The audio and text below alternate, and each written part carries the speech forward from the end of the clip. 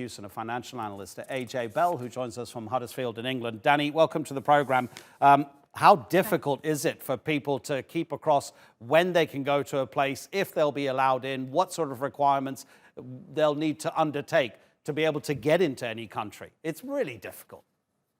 It's so difficult. Restrictions seem to change day by day, don't they? The countries that you can travel to on the green list here in the UK, they seem to change day by day. And frankly, nobody knows what will happen when you get there. Will you have to quarantine when you come back if the situation changes? Will your flight be cancelled? Will your accommodation be cancelled? And all of this, of course, makes for a very precarious balance. And lots of people are choosing, instead of travelling abroad this summer, to think about staycationing, staying closer to home, because then they don't have to worry about restrictions away from their own countries. Yeah, and of course, many people have made the point that, hey, don't blame me for wanting to go abroad to sit on a beach. I actually have family abroad and I haven't seen them for a year and a half, right? So that's a really important consideration as well. I mean, I traveled just last week from the UK back here to Istanbul for work.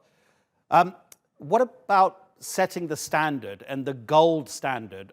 Is there any country that stands apart as an example of how to be clear and how to make the country safe for people who want to come in? Well, my sister hasn't seen her husband for 6 months. She's here in the UK and he's in South Korea at the moment. And he certainly found that traveling to South Korea has been particularly good. They're incredibly careful when it comes to quarantining and the kind of testing that you need.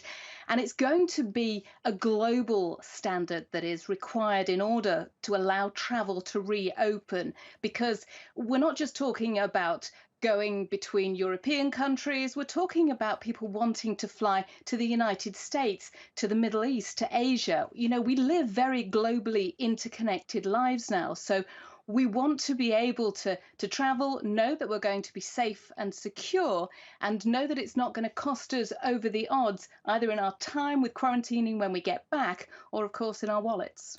So the UK has introduced the traffic light system, rating countries red, amber and green. Green being the safest, red being, for example, Turkey, which if I were to go back to the UK, I'd have to quarantine in a government facility, a hotel, for at least 10 nights, probably 11 nights. Do you expect that sort of system to be employed worldwide? Because it seems as if as the pandemic develops over the coming years and vaccines are slowly rolled out, and obviously the developing world at the moment is far behind in terms of access to vaccines, totally different discussion. But this system could be in place for quite some time, possibly.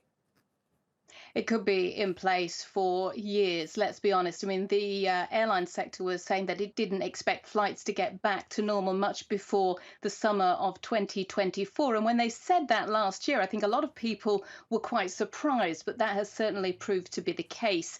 As more and more people are vaccinated and things like vaccine passports are introduced, that should open up travel. But of course, there is still concern about different variants and about the effectiveness of vaccine in dealing with those things. So I do expect that countries will start to adopt things like the traffic light system that we have adopted in the United Kingdom in order to allow at least a little bit of travel to take place, because here in the UK we get so much rain that everybody just wants a little bit of sunshine for the summer, and that is certainly what the UK government is trying to do. Of course, the big issue is what happens if the situation changes when tourists are out in different countries, which we saw last summer, and nobody wants to be in a place where suddenly they weren't expecting to have to quarantine when they got back, but now they find that they are having to quarantine, because certainly in terms of work, that can be incredibly costly.